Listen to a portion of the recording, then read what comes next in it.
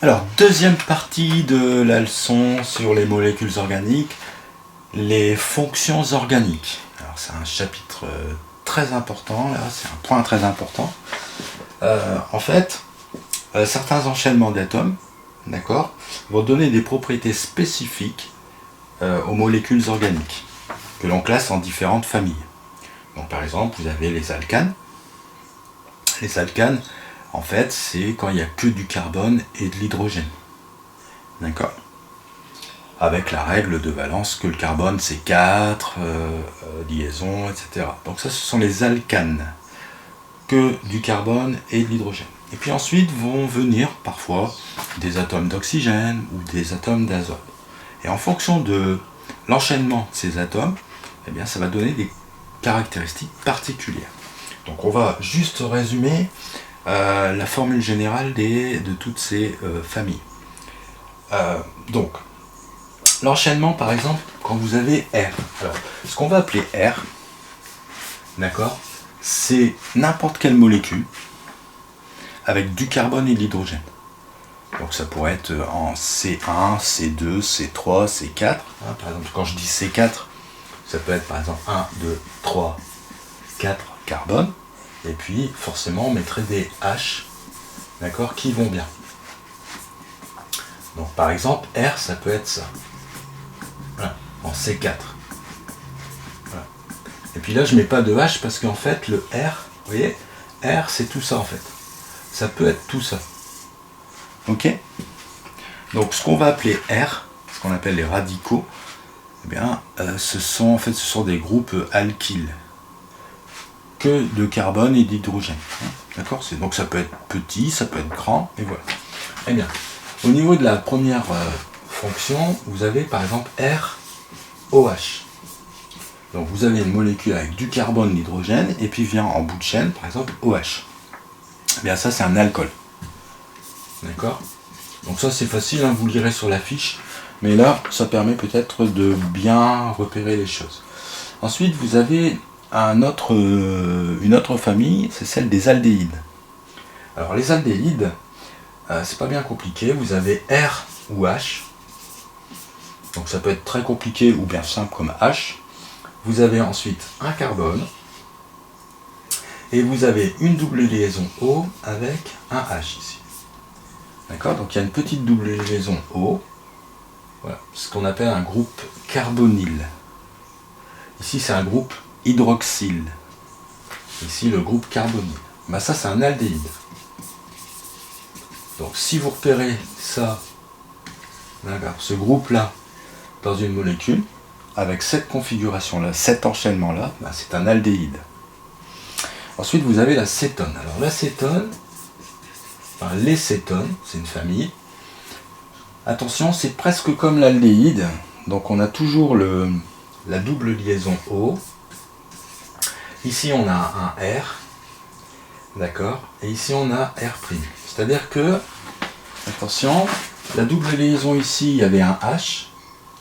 Ici, la double liaison O, là, le C, il est relié à deux R et R', c'est-à-dire deux grosses molécules comme ça, en C et en H. Donc c'est ça, et il faut bien voir la différence. Aldéhyde, cétone. Ensuite, on avait l'acide carboxylique.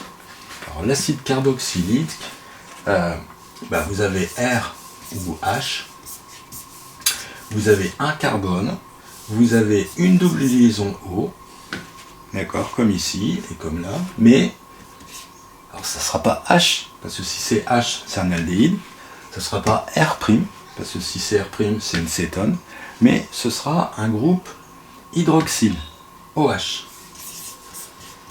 Vous avez OH. Ça, c'est un acide carboxylique.